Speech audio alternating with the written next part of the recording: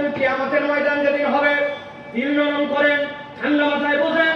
আল্লাহ রাব্বুল আলামিন বলছেন কিয়ামতের ময়দান যেদিন হবে, ইন্নামা ইউখিরুহুম লিয়াউমিন তাশখাসু ফীহিল আবসার। আল্লাহর কাছে যখন যাবে, চোখগুলাকে রব্বুল আলামিন বিস্ফোরিত করে দিবেন, কোটর থেকে বেরিয়ে আসবে। আল্লাহ বলছেন যেই না কোটর থেকে বেরিয়ে আসবে, দুনিয়ার বাড়ি বুঝে ফেলবে এইটা জুলুমের কেসের মধ্যে ধরা খেয়ে গেছে। আল্লাহ বলছেন মুহতিনা মুকনিরুসিহিম লা ইয়ারতাদ্দু ইলাইহিম তারফুহুম। চোখ বিস্ফোরিত হওয়ার পরে মাথাটা উপর দিকে হয়ে যাবে, ফেরেশতা পিঠের মধ্যে একটা বাড়ি দিবে। আল্লাহ বলছেন এই ডানেও ফিরবে না, বামেও ফিরবে না, গেদিটা সোজা হয়ে যাবে। এইটা 2 নম্বর তাদের পরিস্থিতি। 3 নম্বর তাদের জন্য ভয়াবহ পরিস্থিতি হবে। ওয়া আফিদাতুহুম হাওয়া, অন্তরটাকে রব্বুল আলামিন ওই দিন চূড়ান্তভাবে তাদের হতাশ বানায় দিবে। কথা বড় সোজা, কিন্তু মুহতিন এখানে হাত তুলে শব্দ এসেছে, এটার মানে জানেন?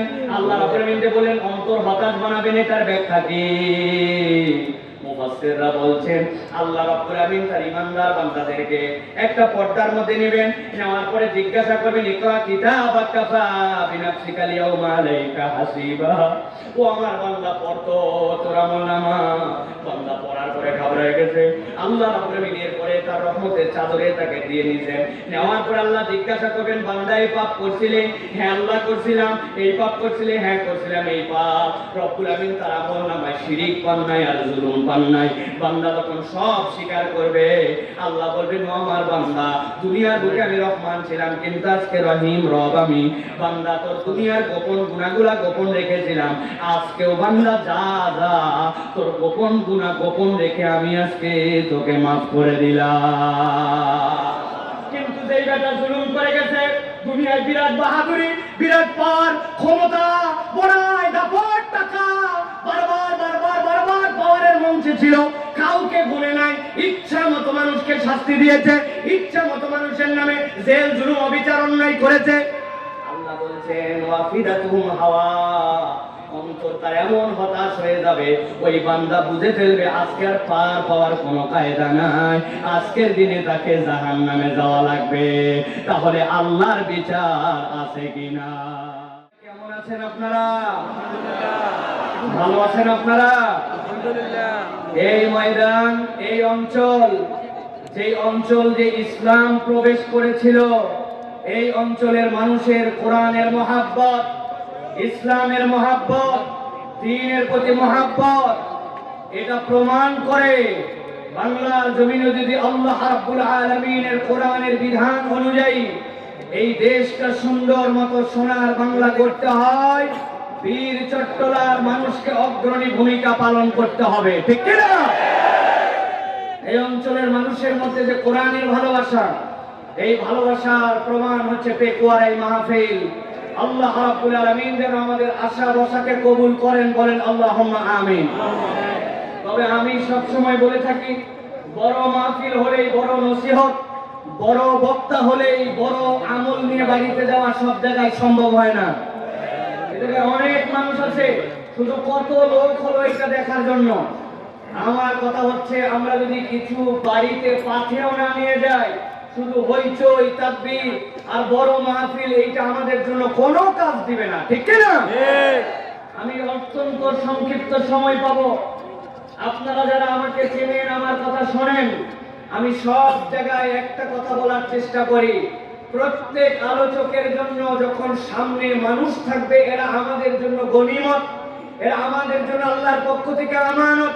সুতরাং এই আমানতের হক আদায় করে অন্তত বান্দারা কিছু আমল, কিছু শিক্ষা যেন মাহফিল থেকে নিয়ে যেতে পারে, এইটাকে টার্গেট করে কথা বলা দরকার। কেবল মাহফিল জমানো, গরম করে দেওয়া, এটাই কোনো আলোচকের একমাত্র টার্গেট হতে পারে না, ঠিক না? এখানে আমি কোনো ভূমিকায় যাব না, আমি কোনো ভূমিকায় যাব না। আমি আপনাদের কাছে অল্প একটু সময় পাবো। এই সময়টুকুতে যে বার্তা দিতে চাই, ওই বার্তাটা যেন আমাদের বাড়িতে যায়, এরকম নিয়ত করে এখানে বসতে হবে। রাজি আছেন ইনশাআল্লাহ? একটা জবান বন্ধ থাকা চলবে না, বলেন আল্লাহুম্মা আমিন।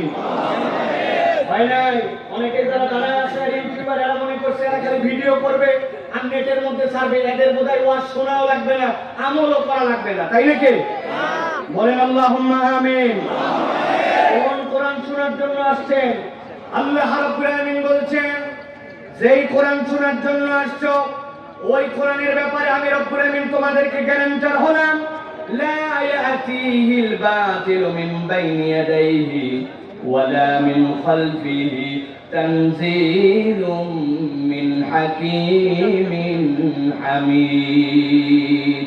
আমি আল্লাহ রাব্বুল আলামিন গ্যারান্টি দিলাম, যেই কোরআন শোনার জন্য আসছো, যেই কোরআন তোমাকে দেওয়া হয়েছে, কিয়ামত হয়ে যাবে, দুনিয়ার সব প্রযুক্তিতে দুনিয়াবাসী আগায় যাবে, কিন্তু আমি আল্লাহ রাব্বুল আলামিন চ্যালেঞ্জ দিয়ে রাখলাম, এই কোরআনের ভিতরে কোনো বাতিল প্রবেশ করতে পারবে না, না সামনে থেকে, না পেছন থেকে, না ডান থেকে, না বাম থেকে। এইটা বলার উদ্দেশ্য, কোরআনের বিধান হবে শাশ্বত, কোরআনওয়ালারাও হবে ইউনিক মানুষ। আল্লাহর পক্ষে, কোরআনের পক্ষে একবার যদি কেউ কোরআন ধারণ করে নিতে পারে, কোরআনওয়ালাদেরকে কখনো বাতিল পরাজিত করতে পারবে না। বাতিল নানান ভাবে চেষ্টা করবে, অনেক ভাবে আক্রমণ করবে, কিন্তু যুগে যুগে প্রমাণ হয়েছে কোরআনের সামনে, ইমানের সামনে কোনো কিছু টেকে না, ঠিক না? আল্লাহ বলেছেন, এরকম কোরআন যেটা তোমরা শুনতে আসলে, আমি আল্লাহ তোমাদেরকে বললাম, আল-ইয়াউমা ইয়াইসাল্লাযীনা কাফারু মিন দীনিকুম ফালা তাখশাউহুম ওয়াখশাউন। আল্লাহর নবীকে আল্লাহ বলছেন, হে আমার হাবিব, আজকের দিনে আপনার জন্য, যেই দিন আপনাকে বিদায় হজ করানো হলো, যেই দিবসে কোরআনুল কারীম আপনার কাছে আমি দিচ্ছি, এই দিনে আমি আল্লাহ আপনাকে জানাই দিচ্ছি, ওই মক্কা মদিনায় কেবল নয়, আশপাশে জাজিরাতুল আরবে কেবল নয়, আল্লাহ বলছেন আজকের দিনে কাফের মুশরিকরা হতাশ হয়ে গেছে, ওরা আর ইসলামকে নিয়ে যেই রকম গভীর ষড়যন্ত্র করত, এই ষড়যন্ত্র যারা সফল হবে না তারা বুঝে ফেলছে। আল্লাহ বলছেন, আজকের থেকে আপনাদের প্রতি দায়িত্ব, কখনো আর তাদেরকে ভয় করবেন না, ভয় যদি করতে হয়, ভয় করতে হবে কাকে? আল্লাহ রাব্বুল আলামিন এরপরে বলছেন, আল-ইয়াউমা আকমালতু লাকুম দীনাকুম ওয়া আতমামতু আলাইকুম নি'মাতি ওয়া রাদিতু লাকুমুল ইসলাম দীনা।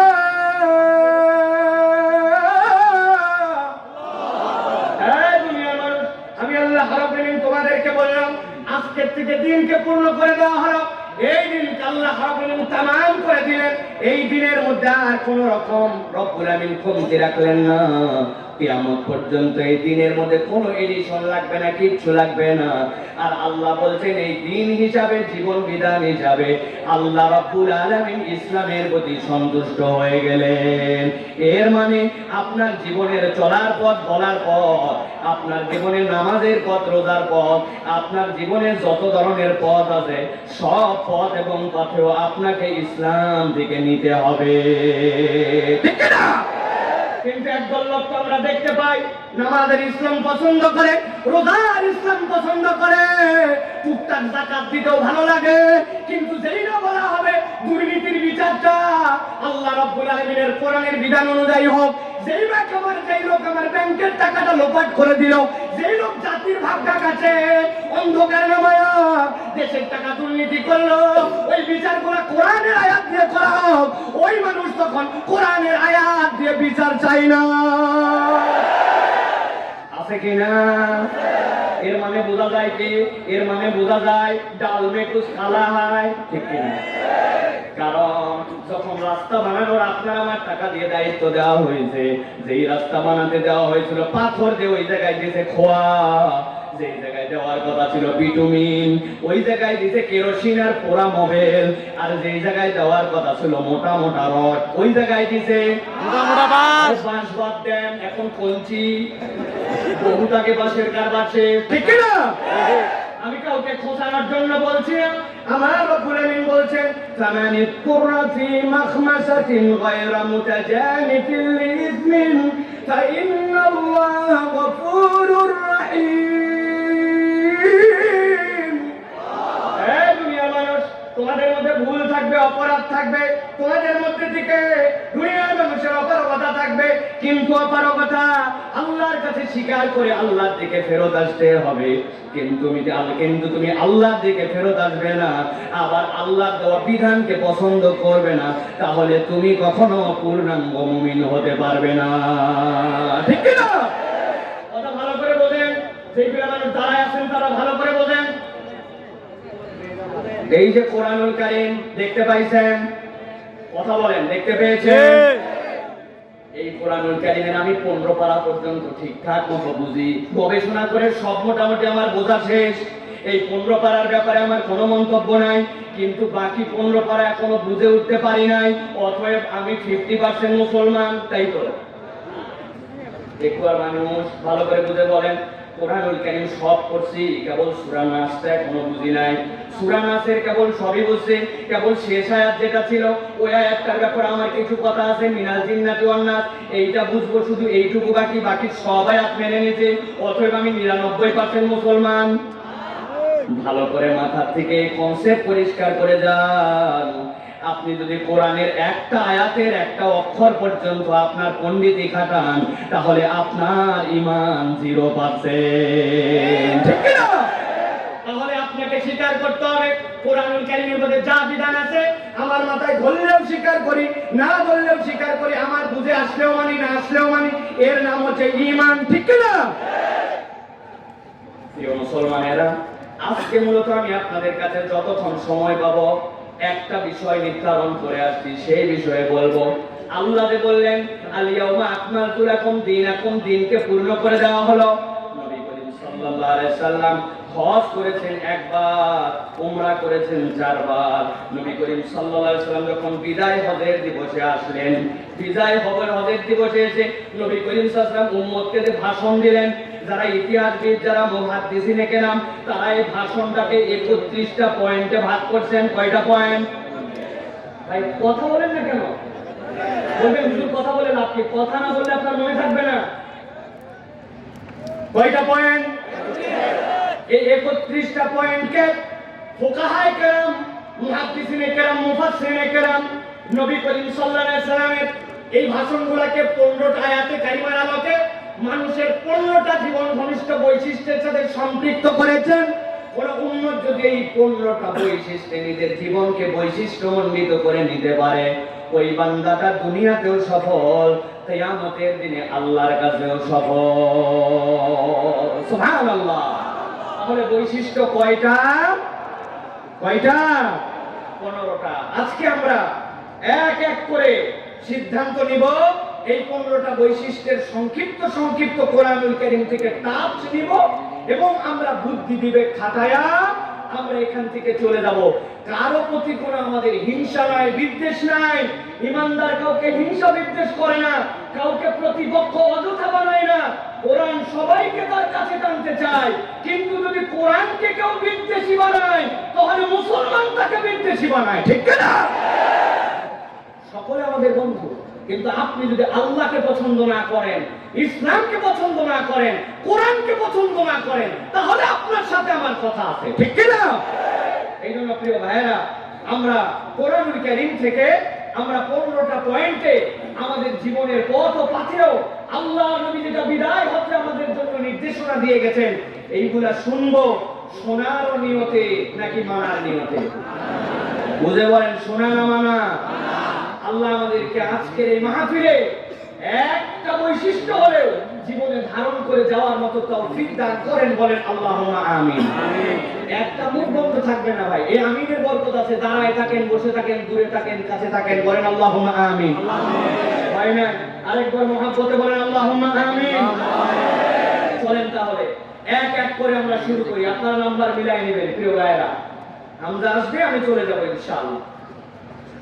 1 নম্বরে আল্লাহ রাব্বুল আলামিন বলছেন, যাকে তাকে অনুসরণ করো না, দিগবাজি দেয়, কিছুদিন পরে আদর্শ পরিবর্তন করে, আবার বড় মাহফিল পাইলে বড় বড় লেকচার মারে।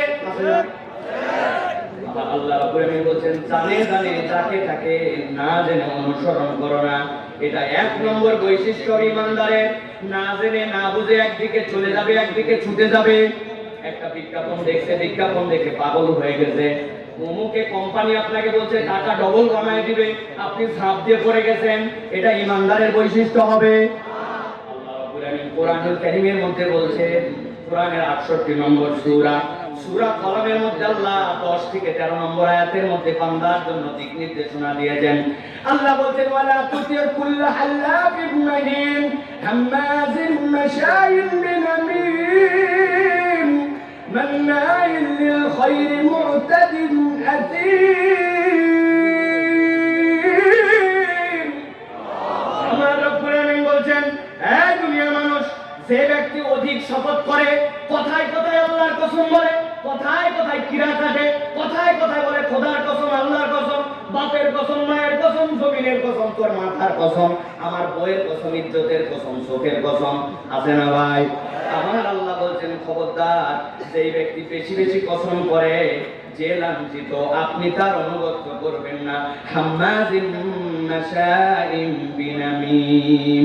আরেক দল আছে, একের কথা অপরের কাছে পিছনে যে লাগায়, সামনে বলার সাহস করে না, কিন্তু পিছনে পিছনে কথা লাগালাগির খেলা করে। আল্লাহ বলছেন, হে নবী, আপনাকে দিয়ে আপনার উম্মতকে বলা হলো, পিছনে পিছনে যে কথা বলে তার সাথে যেন আপনার উম্মতের সম্পর্ক না থাকে। শিওর থাকবেন, আপনার কাছে এসে একজন বলছে অমুক অমুক অমুক অমুক এই কথা বলেছে, আপনার কাছে ভালো হচ্ছে, আপনি শিওর হবেন যেই ব্যক্তি পিছনের কোন করে অপরের কথা আপনাকে বলতেছে, ওই ব্যক্তি যখন সুযোগ পাবে আপনার কথা অন্যের কাছে বলবে, ঠিক কি না? আল্লাহ বলছেন, এর সাথে আপনার কোনো সম্পর্ক নাই। মান্নাইল লিল খায়রি মু'তাদিন আযীম। আর একটা গ্রুপের অনুসরণ করবেন না, যেই ব্যক্তিটা ভালো কাজে বাধা দেয়, সীমা লঙ্ঘন করে, উতুল্লিন বাদা যালিকা জালিম, কঠোর স্বভাবের অধিকারী, তদুপরি এই মানুষটা কুখ্যাত। আল্লাহ বলছেন, কুখ্যাত চরিত্র, কঠোর স্বভাব, পাপিষ্ঠ, সীমা লঙ্ঘনকারী, আর মানুষকে কল্যাণের দিকে আসতে বাধা দেয়, এরকম মানুষের সাথে ইমানদারের কোনো সম্পর্ক থাকবে না, ঠিক না? শুধুমাত্র রাস্তাঘাটে সম্পর্ক থাকবে না, কিন্তু যখন ভোট দেওয়া লাগবে তখন এইগুলো মানুষ আমাদের প্রিয় মানুষ, ঠিক না? ঠিক বলেন না? প্রিয় ভাইরা, ভালো করে বুঝে নেন, হিসাব মিলায় নেন, আজকের থেকে সিদ্ধান্ত নেন, এই ধরনের কোন মানুষের অনুসরণ জেনে বুঝে আমরা করতে পারি না, ঠিক না? কিন্তু দুঃখ লাগে, আমরা বলেছি আজকে করবো না, এইগুলো মানুষের সাথে সম্পর্ক রাখবো না, কিন্তু আপনি যে না বললেন, না বলার সময় মনে মনে ভাবছেন, হ্যাঁ হ্যাঁ ওই মানুষটার সাথে এই চরিত্র মিলছে, হুজুর যা বলছেন আমার দোস্তের সাথে মিলে গেছে। কিন্তু একটু যদি আয়নায় মুখ দেখি, তাহলে খুঁজে খুঁজে দেখবো ওই মানুষটা বেশি দূরে যাওয়া লাগবে না, আমার চেহারা যে আয়নার উপরে পড়েছে, ওই আয়নাতে আমি যেন আমার নিজেকে দেখতে পাই, ঠিক না? এই জন্য নিজের চরিত্র বদল করা লাগবে প্রিয় ভাইরা। 1 নম্বরে এটা আমি সংক্ষেপ করে বলে যাচ্ছি। 2 নম্বরে আল্লাহ রাব্বুল আলামিন বলছেন, ইমানদার যদি তুমি হও, তোমার আচরণ কেমন হবে? তোমার আচরণের প্রথম হবে, আল্লাহ রাব্বুল আলামিন বলছেন, নবী আপনার উম্মতকে জানাই দেন, আপনার উম্মতের কথা বলার ধরনটা নম্র স্বভাবের হবে। সুবহানাল্লাহ।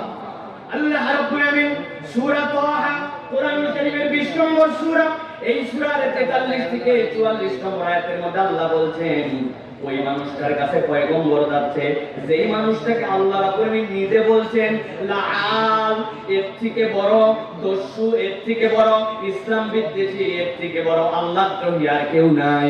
এর আগে দুনিয়ার বুকে কেউ কখনো এটা দাবি করে নাই, আনা রব্বুকুমুল আলা। ওর থেকে বাজে মানুষ আর দুনিয়াতে আল্লাহদ্রোহী হিসাবে কেউ আসে নাই।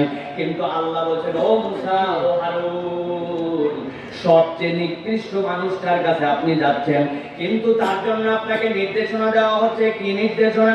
আল্লাহ রাব্বুল আলামিন বলছেন, ইযহাবা ইলা ফিরআউনা ইন্নাহু তাগা ফাকুলা লাহু কওলান লাইয়িনান লাআল্লাহু ইয়াতানাক্কারু আও ইয়াখশা।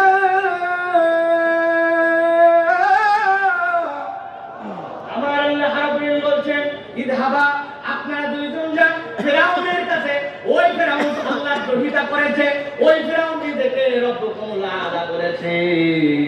কিন্তু আমি আল্লাহ বললাম ওই পথভ্রষ্ট ওই আল্লাহর দ্রোহী ওই মানুষটার কাছে যাবেন আপনারা, ফাকুলা লাহু কাওলান লাইয়িনা, তার সাথে কখনো গরম গরম কথা বলবেন না।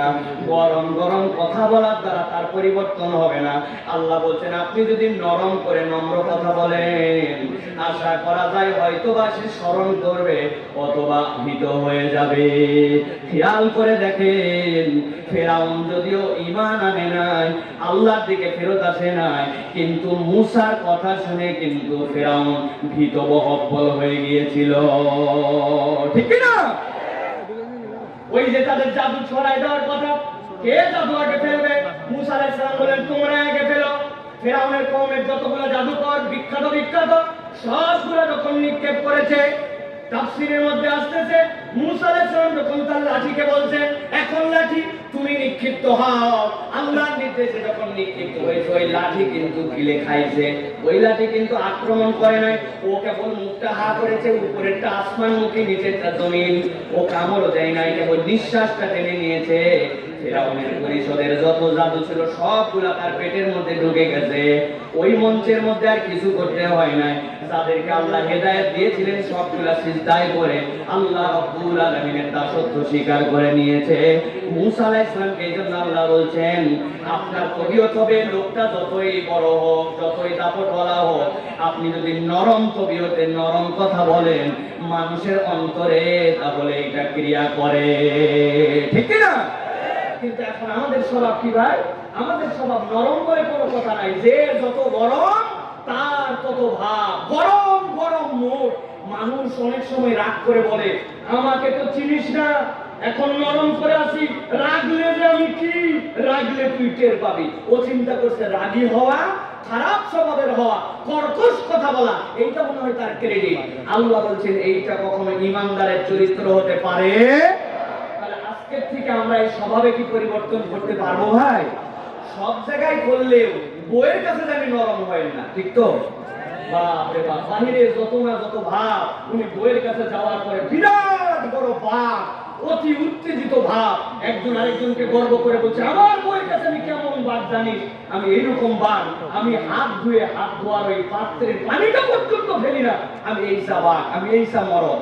আমি মাঝে মাঝে বলি আপনি যদি নিজেকে মানুষ থেকেও বাঘ বলেন তা আপনি এরকম একজন মানুষকে বিয়ে করছেন কেন? আপনার কাজ তো ছিল কোন বাঘিনী দেখে বিয়ে করা, ঠিক না?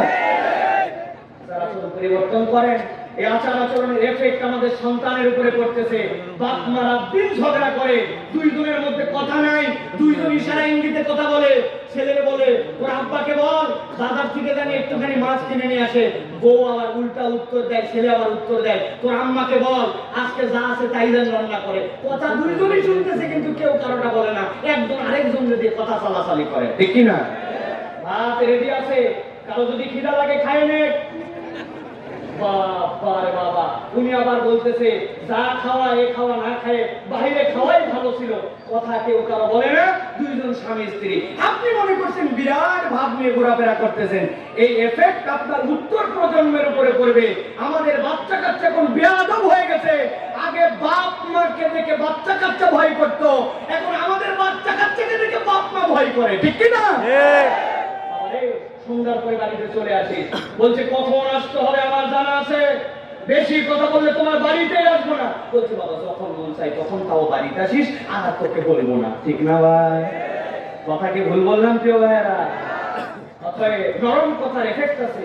স্বামী স্ত্রীর মধ্যে উত্তেজিত কথা তখন বাচ্চা কাচ্চা ঘুমায় ঘর বন্ধ করে বলবেন, সন্তানের সামনে যেন গরম কথা না হয়, বাজে কথা না হয়, একজন আরেকজনকে যেন গালি দিয়ে কটু কথা না হয়। এটা আল্লাহ রাব্বুল আলামিন নির্দেশনা দিয়েছেন।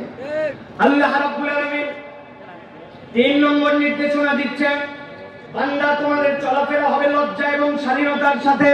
তোমাদের চলাফেরার মধ্যে লজ্জা এবং শালীনতা লাগবে।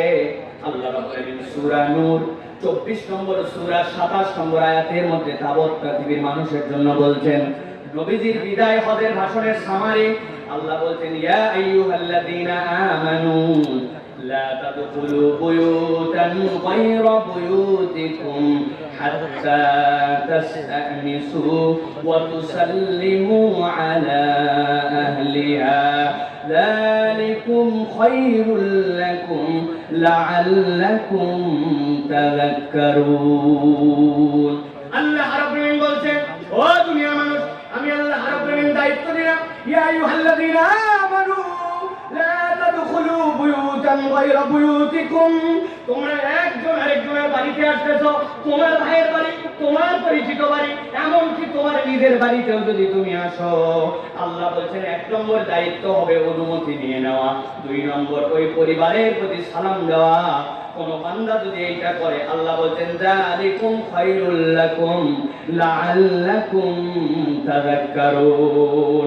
বান্দা স্মরণে রেখো, এইটা যদি করো, এইটার মধ্যে তোমাদের জন্য কল্যাণ আছে। এখানে হাত তুলে সারা দিবেন।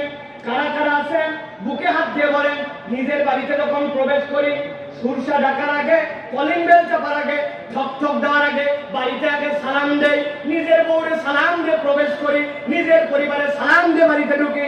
হাত তোলেন, বাড়িতে সালাম দিয়ে ঢুকেন। আপনার বউ আছে না মা আছে? বউ আছে, মা আছে, আলহামদুলিল্লাহ। কিন্তু ইমানদার হিসাবে তো আমাদের সকলের হাতগুলো উঠে যাওয়ার কথা ছিল, ঠিক কিনা?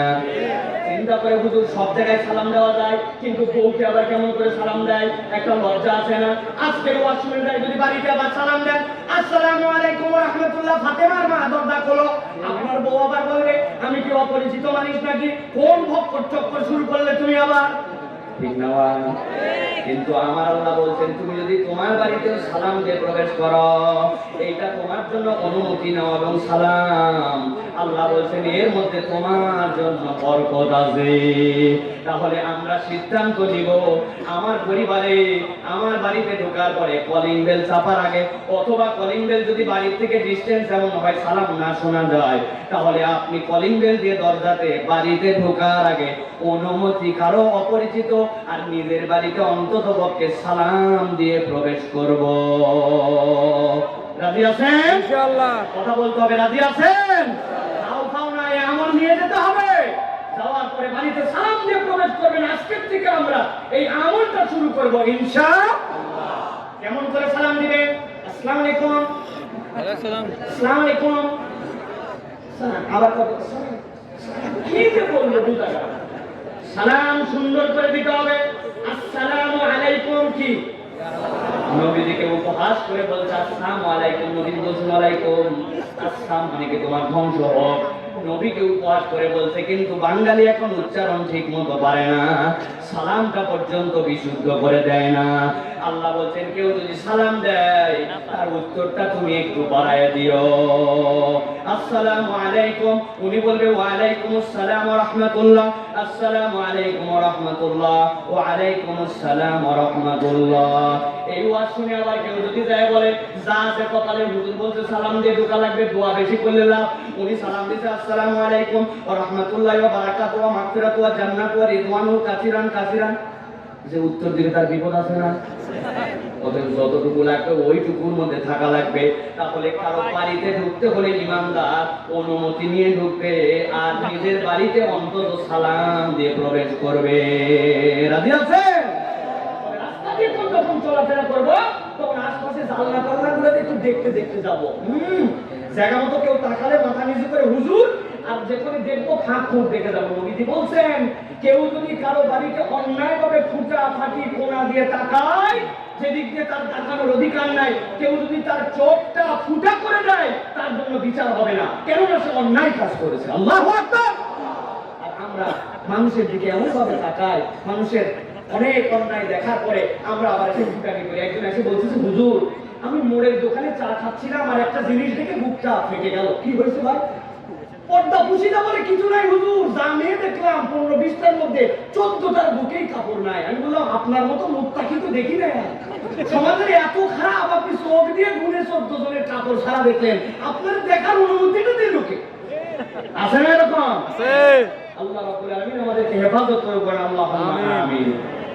4 নম্বরে খেয়াল করেন, আল্লাহ রাব্বুল আলামিন বলছেন মানুষ হিসাবে আজকের থেকে ইমানদারদের দায়িত্ব দেওয়া হলো একজন অপরজনের প্রতি দয়া করবে, দয়াবান দয়ার চরিত্র তাদের মধ্যে ঢুকে যাবে।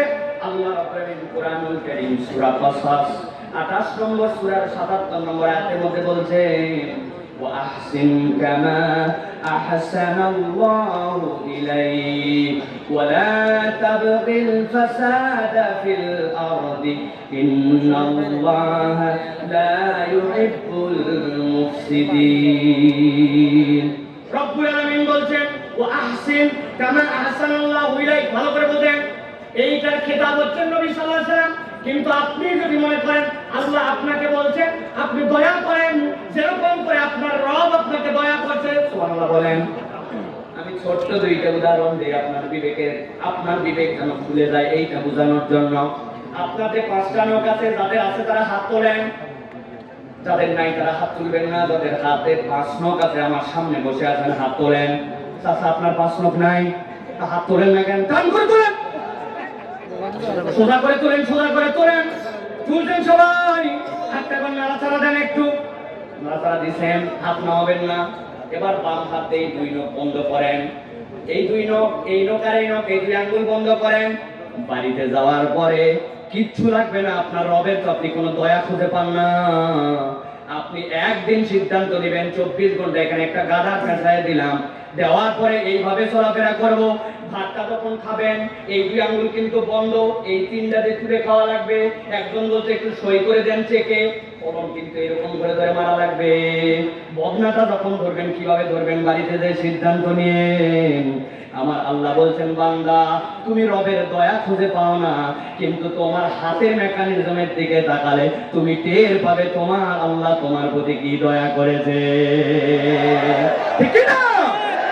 আমার আল্লাহ রাব্বুল বলেছেন আহসিন কামা আহসানাল্লাহু ইলাইক, তোমার রব তোমার প্রতি যে দয়া করেছে বান্দা তুমি কল্পনার মধ্যে আনতে পারবে না, তুমি চিন্তা করতে পারবে না। এত পরিমাণ গতকালকের মাহফিলে কুয়াশা ছিল, গাড়ি আমার 20 কিলোমিটার বেগে চলে না। গাড়ি যখন চলতেছে চলার সময় ভিতরে হিট চলে, ভিতরে ঠান্ডা চলে, সামনে ওয়াইফাইটা দিয়ে ওয়াইফাইটা দিয়ে মাঝে মাঝে ওই সামনের গ্লাসে পানি পরিষ্কার করা লাগে। চিন্তা করলাম পানি পরিষ্কার করতে করতে হঠাৎ করে ওয়াইফারে চাপ দেয়, পানি আর আসে না। বলে কি ব্যাপার, পানি নাই কেন? বলে রিজার্ভের ট্যাঙ্কিতে যে পানি ছিল পানি ফুরাই গেছে। আমি চিন্তা করলাম বসে বসে রব আমি তো ওই ওয়াইফারের পানিটা পর্যন্ত না এইটা দেখতেছি যখন 1-2 মিনিট, ওই সময় তো আমার চোখ অন্তত 10 থেকে 15 বার আমার চোখের পলক পড়ে গেছে। একটা মানুষ দিনের মধ্যে 22,000 বার চোখের পলক ফেলে। তাহলে রব্বুল আমিন যদি নির্ধারণ করে দিতেন তোমাকে এটা চার্জিং সিস্টেম অথবা এটার পানির জন্য কোনো একটা ব্যবস্থাপনা রাখতে হবে, বান্দার অধিকাংশ সময় এইটা মনে থাকতো না, খেয়াল থাকতো না। বান্দা বাজারে গেছে, যাওয়ার পরে একজনকে বলছে আমারে ধরো, কারণ আমার পানি ফুরায় গেছে, আমার চোখ আর ঠিক মতো কাজ করে না।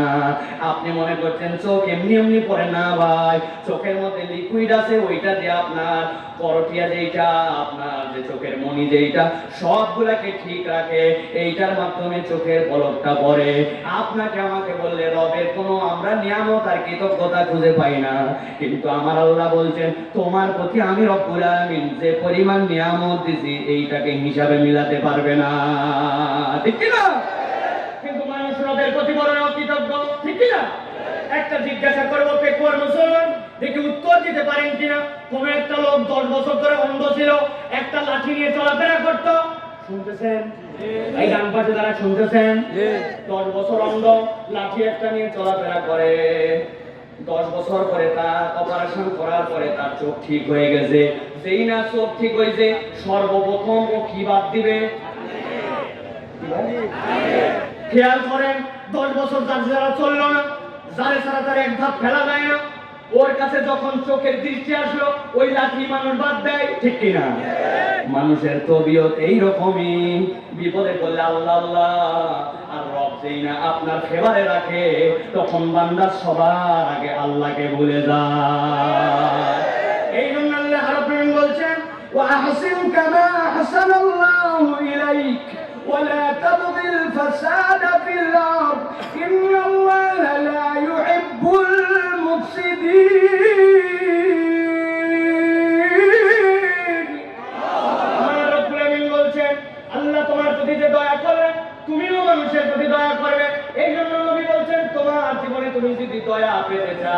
ইরহাম মান ফিল আরদ ইরহাম মান ফিস সামা। জমিনবাসীর প্রতি যদি তুমি দয়াদ্র হও তাহলে আসমানওয়ালা তোমার প্রতি দয়াদ্র হবে, ঠিক কি না? চলতে চলতে একটা গাছের পাতা একটা বাঁশের মাথা বেঁধেছে, টান দিয়ে নিল, দাঁত দিয়ে নিল, একটা কা বাঁচছে কিছু একটা পাতা ছিঁড়ে নিল। এই চা খেতে খেতে অল্প একটু চায়ের নিচে আসে একটা কুকুর ছিল, একটু মেরে দিল। এইগুলোকে চিন্তা করলে এগুলো কোনো আমার বিষয়ই না, ধর্তব্যের মধ্যেই পড়ে না। কিন্তু প্রিয় ভাইরা, আল্লাহর কাছে আপনি দয়ার হিসাবে যদি নিজের নামটাকে উঠায় আল্লাহর দয়া পেতে চান, প্রত্যেকটা আকাশ যেইগুলোর মধ্যে কোনো উপকার নাই, দয়াদ্রতা নাই, এইরকম উশৃঙ্খল জীবন ছেড়ে দয়াবান হয়ে সুশৃঙ্খল জীবন যাপন করতে হবে, ঠিক কিনা? আরে কত মানুষ আজকে জুলুমের শিকার, কত মানুষ আজকে অবিচারের শিকার, বিনা বিচারে জেল খাটে, কোনো কারণ নাই। আমির হামজা 3 বছর জেল খাটলো, জেল খাটার পরে বের হয়ে আসলো, কিন্তু জানতে চাই আমির হামজার জীবন থেকে যে 925 দিন কেড়ে নেওয়া হলো, এই জীবন কি ফেরত দেওয়া সম্ভব? তাহলে এই অন্যায়টার হিসাব কোথায় হবে? আল্লাহ বলছেন অন্যায়ের হিসাব হবে। টেনশন নিও না, মনে করছো কেবল দুনিয়াতেই তোমার হিসাব না। ওয়ালা তাহসাবান্নাল্লাহা গাফিলান আম্মা ইয়ামালুজ জালিমুন।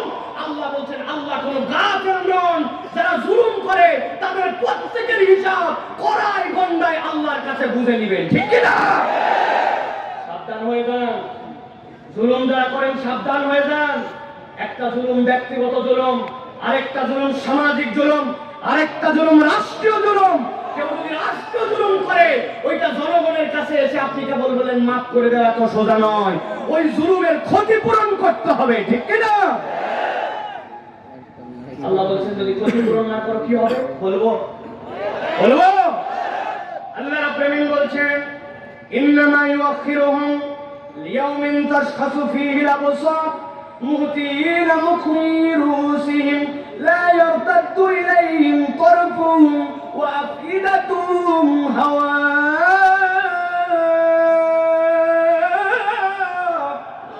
আমার আল্লাহ বলছেন কিয়ামতের ময়দান যেদিন হবে, দিল নরম করেন, ঠান্ডা মাথায় বোঝেন। আল্লাহ রাব্বুল আলামিন বলছেন কিয়ামতের ময়দান যেদিন হবে, ইন্নামা ইউআখিরুহুম লিয়াউমিন তাশখাসু ফীহিল আবসার। আল্লাহর কাছে যখন যাবে চোখগুলাকে রব্বুল আলামিন বিস্ফোরিত করে দিবেন, কোটর থেকে বেরিয়ে আসবে। আল্লাহ বলছেন যেই না কোটর থেকে বেরিয়ে আসবে দুনিয়ার বাকি বুঝে ফেলবে এইটা জুলুমের কেসের মধ্যে ধরা খেয়ে গেছে। আল্লাহ বলছেন মুহতিনা মুকনি রুসিহিম লা ইয়ারতাদ্দু ইলাইহিম তারফুহুম। চোখ বিস্ফোরিত হওয়ার পরে মাথাটা উপর দিকে হয়ে যাবে, ফেরেশতা পিঠের মধ্যে একটা বাড়ি দিবে। আল্লাহ বলছেন এই ডানেও ফিরবে না বামেও ফিরবে না, গেদিটা সোজা হয়ে যাবে। এইটা 2 নম্বর তাদের পরিস্থিতি। 3 নম্বর তাদের জন্য ভয়াবহ পরিস্থিতি হবে। ওয়া আফইদাতুহুম হাওয়া।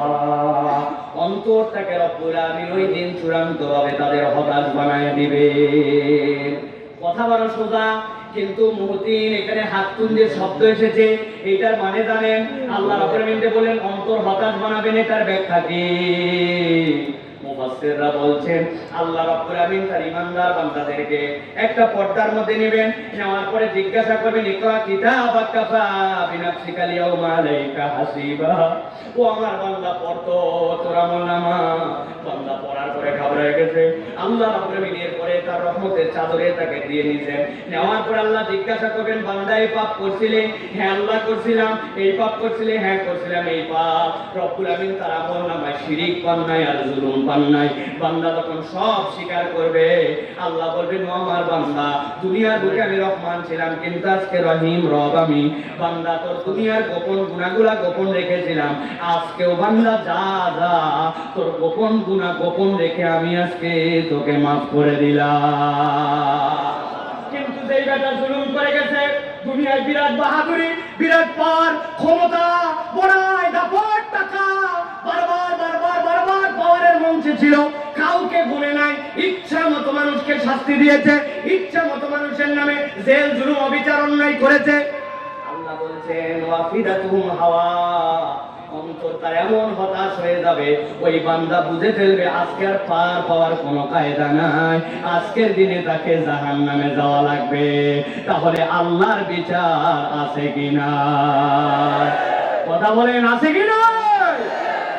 এটাও বিচার আছে। এক বড় ফ্যাক্টরির মালিক তার অধীনস্থদের সাথে ভালো ব্যবহার করে না, ভালো করে বোঝেন। একদিন তার ম্যানেজার অল্প একটু ভুল করছে, যাবে কোথায়, উদাম কাদাম গালি দিছে, তারে এমন জ্বালানো গালাইছে, মালিকের গালি সহ্য করতে হয়েছে। বেশি কথা বললে ম্যানেজারই থাকবে না, কিন্তু বুকে কষ্ট পাইছে, চিন্তা করছে এটা কোথাও ঝাড়া লাগবে, ওই এমন লাগা রাখছে। ওর অধীনস্থ যে কর্মচারী তার অল্প একটু ভুল পাইছে, যাবে কোথায়, ম্যানেজার সাথে সাথে তার উদাম পাদাম গালাইছে। ওই কর্মচারী চিন্তা করছে অন্যদিনও ভুল করি কেন, তো আজকে ম্যানেজার এত গালালো কেন, মালিক যে গালিয়েছিল ওইটার শোধ দিছে। এরপরে কর্মচারী চিন্তা করছে কোথাও না কোথাও তো শোধ দেওয়া লাগবে, ওর নিচে তো কাউরেই পায় না। পরে দেখছে হ্যাঁ যেটা দারোয়ান আছে অফিসের ওইটা ওর নিচের পদের, অতএব তারে অন্তত দেওয়ার সময় দিবে। ওই বেটা দাঁড়ায় থাকার কথা, বসে আসার যাবে কোথায়, ব্যাককল বেয়াদব যা ইচ্ছা তাই। দারোয়ান চিন্তা করছে বাবারে অল্প একটু দাঁড়ান, আর বসার মধ্যে আমার এরকম গালাগালি দিল, ব্যাপারটা কি, কিন্তু কথা বলার সুযোগ নাই, কথা বললেই তার উপরে চাকরি নট হয়ে যাবে। বেচারি গসগস করতে করতে বাড়িতে চলে গেছে। যাওয়ার পরে রাত তো কোথাও না কোথাও ঝাড়া লাগবে। ওই বেচারি ভাত একটা মুখে দিছে, ওর দোষ আর বইয়ের দোষ নাই, ওর ওই তরকারির সাথে কাঁচা মরিচ একটা গালের নিচে আস্ত গেছে। যাবে কোথায়, বউরে ডেকে বলছে তুই খারাপ, তোর বাপ খারাপ, তোর বংশ খারাপ, যা ইচ্ছা তাই বলে বউরে গালাগালি করছে। বউ চিন্তা করছে আমি যদি উত্তর দেই এক্ষুনি তো বংশ সহ তালাক দিয়ে দিবে। মনের দুঃখে সারাদিন যার জন্য কষ্ট করি, বেচা তুই তোর ভুলে মরিচ খাইছিস, গালাইছে আমারে। ভিতরে ভিতরে রাগ, সেই রকম রাগ কোথায় ছাড়বে। উনার একটা ছেলে আছে, ছেলেটা প্রত্যেক দিন বাড়িতে দেরি করে আসে, ওই দিন দেরি করে আসছে, আর যাবে কোথায়, বাপরে বলতে পারিনি, এখন বেটারে ঝাড়ি, কথা বলতে বলতে তুই খারাপ, তোর বাপ খারাপ, এক কথা দুই কথা দিছে দুটা লাগায়। ছেলে চিন্তা করছে প্রতিদিনই ভুল করি, মাছকে আমার মাল লাগালো কেন বুঝলাম না তো। রাগ করে বাড়ির থেকে চলে যাচ্ছে, মাকে তো আর মারা যায় না। এবার বাড়িতে বের হওয়ার পরে একটা আপলাইট পাইছে, অর্ধেক ইট, শুনেন আপলাইট একটা পেয়ে চিন্তা করতে সামনে যারে পাই তারে মারবো, আল্লাহ কি খায়। ওই রাস্তা থেকে সামনে দেখেছে তার ওই পার দিয়ে একটা কুকুর হেঁটে যাচ্ছে, কুকুর থেকে হেঁটে যাচ্ছে, ওটা লেজ ডাউন দিয়ে যায়, কোনো ঝামেলা ঝঞ্ঝটের মধ্যে নাই। কিন্তু ওই চিন্তা করছে আমার মা বকলো, গাল লোকের মারও দিল, যা আছে খবরে সব রাগ এক জায়গায় করছে, ইটার মধ্যে মারছে একটা কুত্তার পেট বরাবর। চিন্তা করছে অন্যদিন অপরাধ করে মার খাই, আজকে আমার এত জোরে মারলো কেন, দিয়ে দৌড়, যারে পাইছি তারে খাইছি। দৌড়ে যায় দিছে একটারে কামড়, এমন কামড় দেওয়া দিছে লোকজন মিলে সবাই সারানোর চেষ্টা করতেছে, কুত্তা তো কামড়ালে ছেড়ে দেয়, এ ছাড়ে না কেন, লোকজন মিলে পিটায় পাটায় ছাড়ায়। জিজ্ঞাসা করছে আপনি কে, বলছে আমি এই অফিসের বস। টের পাইছেন, এই হিসাব সব জায়গায় হয়তো মিলে না, কিন্তু হিসাব বরাবর করার দিন আছে কিনা। আল্লাহ রাব্বুল আমিন তারে বললেন আজকের থেকে আমরা মানুষের প্রতি দয়াদ্র স্বভাবের হব, রাজি আছি তো। 5 নম্বরে আল্লাহ বলছেন এই গুণটা বড় গুণ, কঠিন গুণ। আল্লাহ বলছেন সংকট কালেও আল্লাহর পথে অবিচল থাকা, যখন তোমার জন্য অনুকূল পরিবেশ, ওই পরিবেশে তো সবাই আল্লাহর উপরে তাওয়াক্কুল আল্লাহর দিকে থাকতে পারে, কিন্তু যখন প্রতিকূল পরিবেশ, আপনার পরিবেশটা আপনার অনুকূল নয়, ওই সময় আল্লাহর পথে অবিচল এবং অটল থাকা। কুরআনুল কারীমের 31 নম্বর সূরা, সূরা লোকমান, সূরা লোকমানের 17 নম্বর আয়াতে আল্লাহ রাব্বুল আলামিন লোকমান আলাইহিস সালামের মুখ দিয়ে তার সন্তানকে উপদেশ দেওয়াচ্ছেন। হযরত লোকমান বলছেন ইয়া বুনাইয়া আকিমিস সালাতা ওয়া'মুর বিল মা'রুফ ওয়ানহা আনিল মুনকার ওয়াসবির আলা মা আসাবাক ইন্না যালিকা মিন আযমিল উমুর।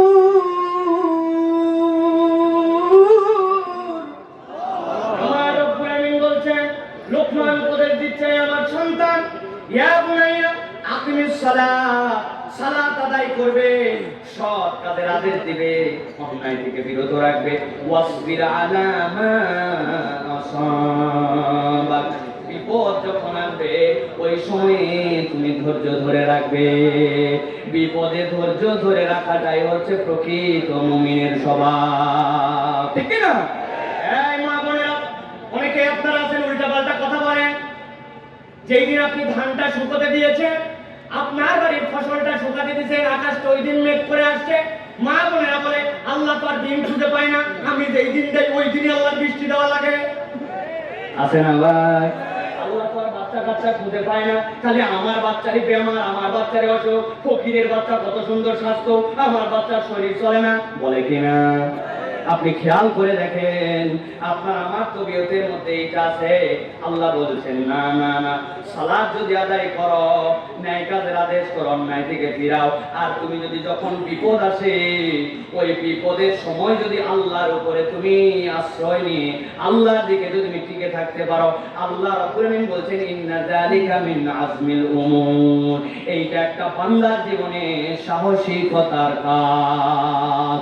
অতএব আল্লাহর দিকে অটল এবং অবিচল থাকতে হবে, আল্লাহ রাব্বুল আলামিনের পথে আপনাকে অনড় থাকতে হবে, ঠিক কি না? খোঁচা দিবে আপনাকে, এই বয়সে দাঁড়িয়ে রেখে হুজুর হয়ে গেলে দেখি আবার টাকনুর উপরে কাপড় পরা ধরছিস, ইসলাম ইসলাম খুব করিস, বিরাট হুজুর হয়ে গেছিস। আপনি চিন্তা করছেন এই বাবারে আমার এই হুজুর বলে খোঁচা দিল, দাঁড়িয়ে খোঁচা দিল, আপনি সেলুন আড়ালে যায় বলছেন প্রথমেই চান্স দিও না, প্রথমে 3 নম্বরটা দাও, আস্তে আস্তে কমায়। আছে না? খবরদার খবরদার, দুনিয়ার কারো কথাবার্তায় আল্লাহর দিক থেকে পথ হারা হওয়া যাবে না, ঠিক না? লোভ আসবে আপনার পথে, অনেক ধরনের বিপদ আসবে, অনেক ধরনের আপনার সামনে প্রলোভন আসবে, কোন প্রলোভন কোন কিছুতে আল্লাহর পথ থেকে সরা যাবে, সরা যাবে। আল্লাহ রাব্বুল আলামিন বলছেন, এটা আল্লাহ নিজে ঘোষণা দিচ্ছেন, এটা হচ্ছে তোমার জন্য সাহসিকতার কাজ। সবরের অনেক দীর্ঘ আলোচনা, সবরের নিম্ন স্তরটা আমরা বুঝি, সবরের নিম্ন স্তর কি? অসুখ হয়েছে ধৈর্য ধরে আছে, বাচ্চা কাচ্চার অসুখ হয়েছে ধৈর্য ধরে আছে, আল্লাহ অনেক দিন ধরে ব্যবসাপাতি ভালো যাচ্ছে না ধৈর্য ধরে আছে, এটা সবর। কিন্তু এটা সবরে ওলিয়া নয়, সবরের নিম্ন স্তরে কাজ। সবরে ওলিয়া হচ্ছে মা আমার আল্লাহ, আল্লাহ যা আপনাকে নির্দেশ দিয়েছেন, ওয়া মা নাহাল্লাহু আনহু, আর আল্লাহ যা থেকে আপনাকে নিষেধ করেছেন। আল্লাহ দুনিয়া একদিকে, আল্লাহর হুকুম একদিকে, আল্লাহর দুনিয়া বাকিটা একদিকে, আল্লাহর নিষেধ আপনার জীবনে একদিকে। আল্লাহর আদেশের প্রতি আপনি অবিচল, নিষেধ থেকে আপনি দূরে থাকেন, এইটাই হচ্ছে প্রকৃত মুমিন, ঠিক না? বহু জায়গায় আমি বলি অনেক দাড়িওয়ালা মুসলমান, জুব্বা টুপিওয়ালা মুসলমান, কিন্তু এখন পর্যন্ত দাদনের ব্যবসা ছাড়ে নাই, সুদের কারবার করে, আছে না? রে বাবা হাজী সাহেব সব বাদ দিয়ে দিছে, কিন্তু দাদনের ব্যবসা করে। আপনি এই কাজ করেন কেন? বলে আমাকে বেশি বুঝাতে এসো না, এটা 1500 বছর আগের দুনিয়া না, এক্সপোর্টের বিজনেস, ইম্পোর্টের বিজনেস, দুনিয়ার যত কারবার সব এখন লাগে সুদ, আর তুমি বলতেছো এটা চলে না। বাবা চলে না, সব বুঝবে না, তোমরা বয়স সব তারপরে বুঝবে। তুমি দাদনে টাকা লাগায়, সুদে টাকা লাগায়, আসরের নামাজ পড়ে মসজিদ থেকে বের হয়েছে, এক লোক আছে বলছে 1000 টাকা দেন, টাকা নাই, বলছে বাবার এক বড় বিপদে বলছে 1000 টাকা দেন, বললাম হাতে টাকা নাই, বলছে চাচা আপনি কি মনে করছেন এমনি নিব? আজকে কি বার? শুক্রবার, 1000 টাকা দেন, আগামী মঙ্গলবার 1250। বলছে বেকুব কোথাকার, মানুষের হাতে টাকা থাকে নাকি ঘরে? সব ঘরে নিয়ে চলে গেছে, যাওয়ার পরে 1000 টাকা বাই করে দিছে, দেওয়ার পরে বলছে লাগলে আরো বল, তোর চাচিও কিন্তু এই কারবার করতেছে, তুই যা করবি তাড়াতাড়ি কর। ছোট দিনের বেলা মাগরিবের আযান হচ্ছে, আমি কিন্তু মসজিদে যাই মাগরিবের নামাজ ধরবো, আসরের নামাজ পড়ে এসে মাগরিবের নামাজ ধরার পেরেশানি দেখায়, কিন্তু আল্লাহর বিধানে সবর করে সুদের কারবার থেকে বের হতে পারে না, আছে কি না? আমার আল্লাহ রাব্বুল আলামিন বলছেন, অতএব সংকটকালে আল্লাহর প্রতি অটল অবিচল থাকা। 6 নম্বরের পরে রব্বুল আলামিন বলছেন মানুষকে অবজ্ঞা না করা, মানুষকে অবজ্ঞা করা যাবে না, মানুষকে অবজ্ঞা করা যাবে না। না প্রিয় ভাইরা, সম্ভবত আমার সময় শেষে আমরা মাশাআল্লাহ লিল্লাহি তাকবীর, এইটা তাকবীর হয় না, পেটুয়ার মানুষের তাকবীর হয় না, লিল্লাহি তাকবীর, আল্লাহু আকবার। বসেন সবাই, বসেন সবাই, বসেন প্রিয় ভাইরা, মাথা সোজা করলেন তাই তো না? আমি সাইদি সাহেব হুজুরের এক ওয়াজে শুনছিলাম, ওই প্যারেড ময়দানে হুজুর বলছিলেন যে আপনাদেরকে তো দাঁড়াতে বলি নাই, তকবীর দিতে বলছি। বলছে যাই হোক, মাজা আপনাদের অনেকক্ষণ সোজা ছিল না, মাজাও থাকে সোজা করে নিলেন। আপনারা আজকেও তাই করলেন, তাই তো? এখন বসেন, সকলে বসেন, প্রিয় ভাইরা বসেন, সবাই বসেন। আমি আর 2-3 মিনিট একটা পয়েন্ট বলে শেষ করব। দুইটা পয়েন্ট বলে শেষ করব প্রিয় ভাইরা। 1 নম্বর বলেছি না জেনে কারো অনুসরণ করব। 2 নম্বরে বলেছি নম্র স্বরে কথা বলবো। 3 নম্বরে বলেছি লজ্জাশীলতার আচরণ লাগবে। 4 নম্বরে বলেছি মানুষের প্রতি দয়া করতে হবে। 5 নম্বরে আপনাদের কাছে বলেছি সংকটকালেও আল্লাহর পথে অটল এবং অবিচল থাকতে হবে। রাজি আছেন ইনশাআল্লাহ? দুইটা পয়েন্ট বলবো, জাস্ট খালি পয়েন্ট বলে দিব, আমাদের জীবনে খুব গুরুত্বপূর্ণ। একটা হচ্ছে পরামর্শের ভিত্তিতে কাজ করা। কি করা? আল্লাহ রাব্বুল আলামিন 42 নম্বর সূরা শুরা এর 38 নম্বর আয়াতের মধ্যে আল্লাহ বলছেন, ওয়াল্লাযীনা ইসতাজাবু লিরাব্বিহিম ওয়া আকামুস সালাতা ওয়া আমরুহুম শুরা বাইনাহুম ওয়া মিম্মা রাযাকনাহুম ইউনফিকুন। আল্লাহ রাব্বুল আলামিন বলেন তোমাদের জন্য রব্বুল আলামিন দায়িত্ব দিচ্ছেন তারা যেন রবের আদেশ যেগুলো আছে পালন করে, নামাজ যেন কায়েম করে, আর পারস্পরিক যেন পরামর্শের ভিত্তিতে কাজ করে। বান্দা যখন পরামর্শের ভিত্তিতে কাজ করে এর মধ্যে বরকত ঢুকায় দেন কে? বরকত ঢুকায় দেন কে? অতএব ছোট থেকে বড় যে কোনো কাজ করবেন, এই কাজগুলি পরামর্শের ভিত্তিতে করবেন, আল্লাহ রাব্বুল আলামিন বরকত ঢুকায় দেবেন। ঠিক কি না? সর্বশেষ 15টি পয়েন্ট বলতাম, কিন্তু লাস্ট পয়েন্ট হিসেবে আজকে বলি প্রিয় ভাইরা, আমাদের অনেকের ধারণা যারা মুসলমান, যারা ইসলাম পালন করে না, তাদের সাথে আমাদের আচরণের নীতিমালা কি হবে আমরা অনেকেই জানি না। কথা শুনেন, একদম চুপ করে কথা শুনেন, নড়াচড়া করেন না, কথা বলেন না, কথা শুনেন। ক্যামেরাম্যানরা বসেন, প্রিয় ভাইরা বসবে। মুসলমানদের সাথে আমাদের আচরণ কেমন হবে এটা শেষ কথা। আল্লাহ রাব্বুল আলামিন কোরআনুল কারীমের মধ্যে বলেছেন, লা ইয়ানহাকুমুল্লাহু আনিল্লাযীনা লাম ইউকাতিলুকুম ফিদ-দীন ওয়া লাম ইউখরিজুকুম মিন দিয়ারিকুম আন তাবাররুহুম ওয়া তুকসিতু ইলাইহিম ইন্নাল্লাহা ইউহিব্বুল মুকসিতিন। আল্লাহ বলেন তোমাদের সাথে কেউ যদি ফাইট করতে না আসে, তোমাদেরকে তোমাদের জনপদ থেকে বের করে না দেয়, ইসলাম দুনিয়ার বুকে সবচেয়ে বড় সৌন্দর্য শিখাচ্ছে। তোমাদের অমুসলমান প্রতিবেশী যদি হয়, সে যদি তোমাদের সাথে বসবাস করে, আল্লাহ বলছেন তাদের সাথে সদাচরণ করা এবং ইনসাফ করতে আল্লাহ নিষেধ করেন না। অতএব যারা এই সৌহার্দ্যপূর্ণ সমাজে আমাদের অন্যান্য ধর্মাবলম্বীরা আছে, তাদের প্রতি আমাদেরকে সদয় আচরণ করতে হবে, ভালো আচরণ করতে হবে। মনে রাখতে হবে ইসলাম যতটা না তলোয়ারের জোরে প্রতিষ্ঠিত হয়েছে, ইসলাম তার থেকে বেশি হাজার গুণ তার আদর্শ দিয়ে প্রতিষ্ঠিত হয়েছে। ঠিক কি না?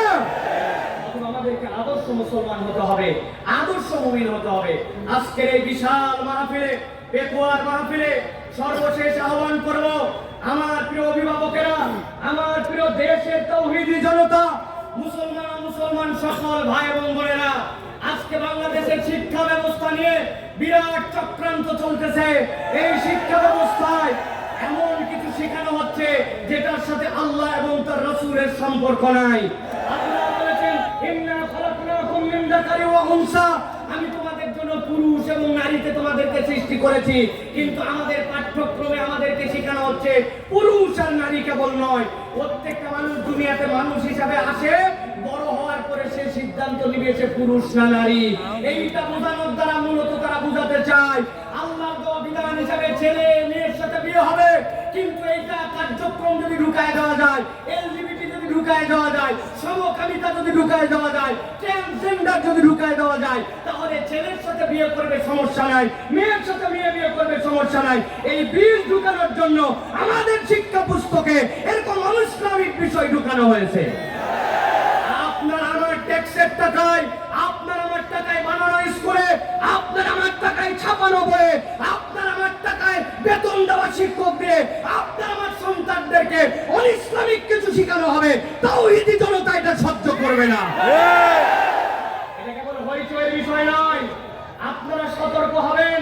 ক্লাস 7 এর বইয়ের সামাজিক বিজ্ঞান বইয়ের 41-42 নম্বর পৃষ্ঠাতে খুলে পড়ে দেখবেন। যদি এরকম কিছু পেয়ে থাকেন এটার প্রতিবাদ করতে হবে। এটার বিপক্ষে কথা না বললে আমি আপনাদেরকে একটা কথা কেবল বলে দিতে চাই। কথা শুনেন, কথা শুনেন, পরিণতিটা কি হবে বলে দিতে চাই।